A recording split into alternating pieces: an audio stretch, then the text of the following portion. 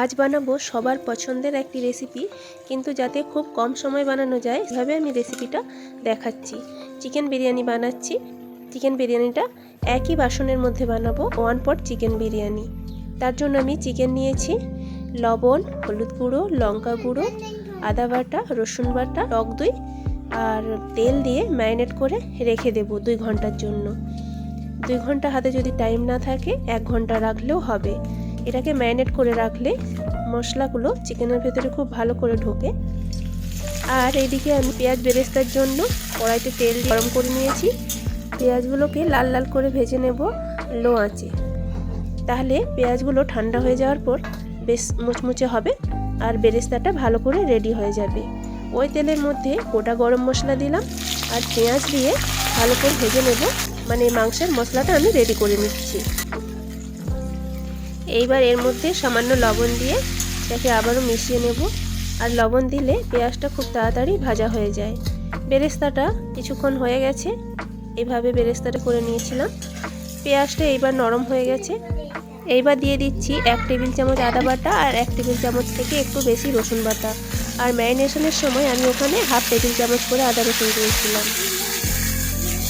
দেওয়ার পর ওটা ভালো করে ভাজা হয়ে গেলে ম্যারিনেট করা চিকেনটা দিয়ে দিলাম।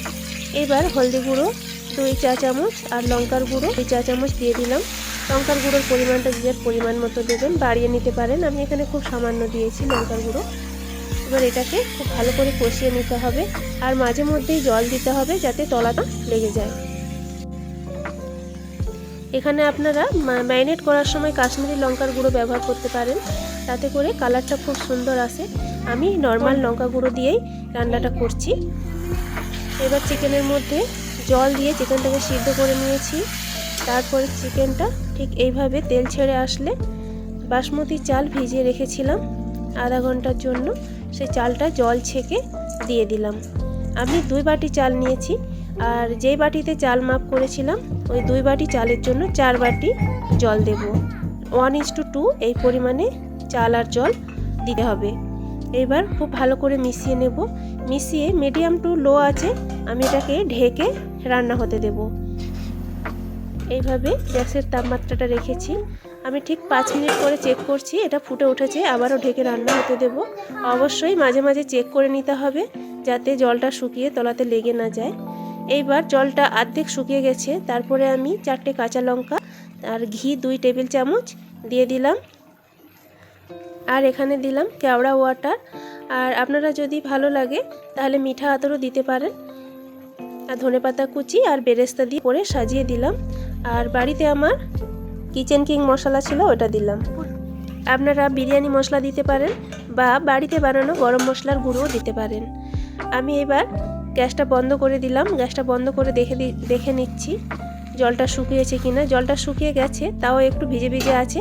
এটাকে ঢেকে কিছুক্ষণ রেখে দেব। রেখে দেওয়ার পর এটাকে পরিবেশন করব। সঙ্গে সঙ্গে পরিবেশন করলে এটা কিন্তু ভাতটা জল জলে লাগবে, তাই জন্য এটা কিছুক্ষণ রান্না হয়ে যাওয়ার পর হাওয়া লাগতে দিতে হবে। বাতাসটা লাগলে এটা ঝরঝরে হয়ে যাবে।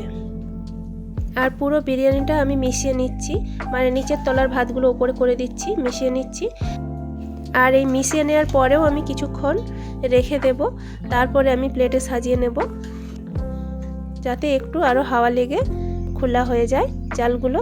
তারপরে প্লেটে সাজিয়ে নিয়েছি। বিরিয়ানিটা দেখতে ঠিক এইরকম হয়েছে। অনেক ধন্যবাদ। ফিরে আসছি পরের ভিডিওতে।